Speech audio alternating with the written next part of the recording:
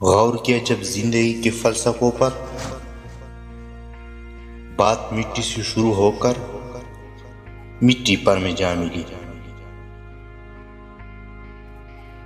خوش رہنے کا سب سے اچھا اصول یہ بھی ہے کہ جہاں لگے کہ آپ کی جگہ نہیں، وہاں خاموشی سے خود کو الگ کر لو۔ کچھ باتوں کا جواب صرف خاموشی ہوتی ہے، اور خاموشی بہت خوبصورت جواب ہے۔ اپنوں سے اتنی شکایتیں مت کیا کیجیے، کہیں ایسا نہ ہو کہ شکایتیں کو دور کرتے کرتے وہ خود ہی آپ سے دور ہو جائے۔ جو لوگ صبر رکھتے ہیں یا تو وہ جیت جاتے ہیں یا پھر سیکھ جاتے ہیں۔ ہمیں ہمیشہ ایسا لگتا ہے کہ ہم صحیح ہیں، اور دوسروں کو درستگی کی صورت ہے۔ یہ ایسا بھی ہے جیسے آپ چہرے کی بجائے صرف شیشے کو صاف کرنا۔ بہترین انسان عمل سے پہچانا جاتا ہے،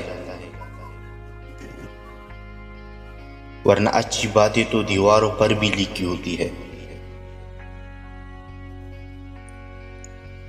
جھانکنے کی بہترین جگہ اپنا گریبان، اور رہنے کی صحیح جگہ اپنی اوقات ہے۔ اگر زندگی کے راستے میں کانٹے بوتے جاؤ گے تو تمہارے پیچھے آنے والی نسلیں اس راستے میں لولہان ہو جائیں گے۔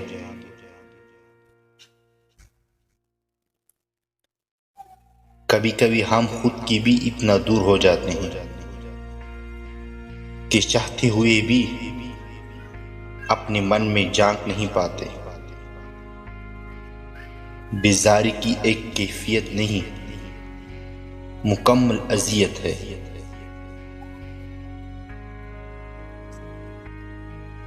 جس دن تمہیں یہ پتہ چل جائے کہ جو کام تمہاری مرضی سے نہیں ہوتے وہ تمہارے لیے کتنے بہتر ہوتے ہیں، اسی دن تمہاری بے سکونی ختم ہو جائے گی۔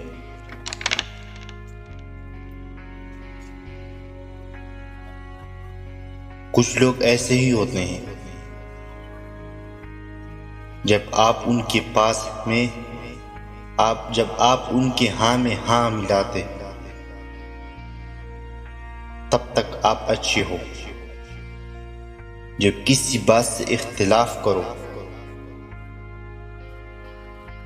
تو آپ کی برائی نظر آنا شروع ہو جائے گی۔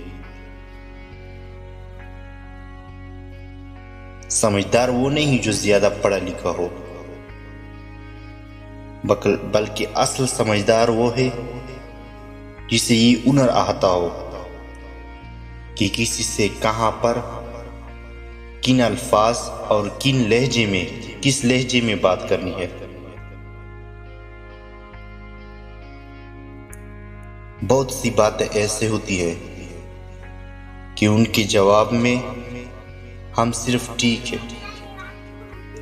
کے علاوہ کچھ نہیں کہہ سکتے، حالانکہ وہ کسی بھی طرح ٹھیک نہیں ہوتے۔ کھانے میں کوئی زہر گھول دے تو ایک علاج ممکن ہے،